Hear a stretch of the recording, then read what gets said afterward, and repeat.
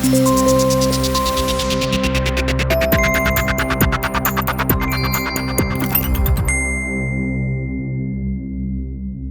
referendum has been refused for Scotland. MacNeil, let's make 2021 election a referendum on independence. The Herald, January 15. However, the rules for the British government agreeing to an Irish border referendum in Northern Ireland are clearly set down.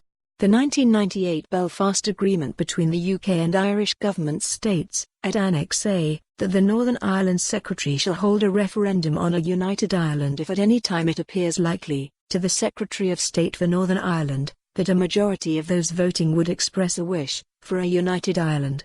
Note the word shall. The task for the SNP is clear: get the facts and figures on the case for independence into every Scottish household to raise the yes support from the current 48% to around 58%. Once this is achieved, we can demand that Scots get equal referendum rights with the Northern Irish. The Belfast Agreement, Schedule 1, Clause 3, also allows for a second referendum, not earlier than 7 years after the holding of a previous poll. Councillor Tom Johnston, SNP, North Lanarkshire Council, Cumbernauld. Boris Johnson's letter to our First Minister must have sounded reasonable to him, and to many others. Traditionally, couples married for life and come what may, but times have changed. Nowadays, people who are deeply unhappy in their marriage get a divorce. Sad though this may or may not be, it is a fact of modern life.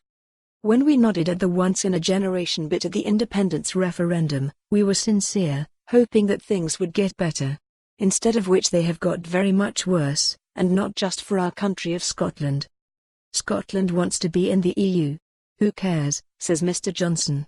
Scotland wants to have its opinion on independence evaluated again. Absolutely not, says Mr. Johnson.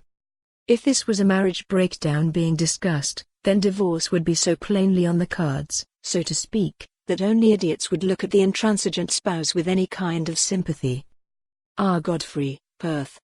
Prime Minister Boris Johnson is clinging to the once-in-a-generation quote, but in reminding the First Minister about words used by her and her predecessor, he should remember what his predecessor's predecessor, David Cameron, said in 2014, that Scotland could lead the UK. However, there was no talk of Scotland leading the UK after the EU referendum, although 62% of Scots voted to remain within the EU.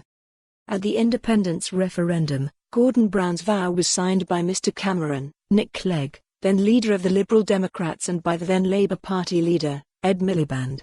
Among other things, the vow promised that the Scottish Parliament would be given a legal guarantee of its independence from Westminster. It soon became clear that the vow wasn't worth the paper it was writ. For more on this story, visit the news article link.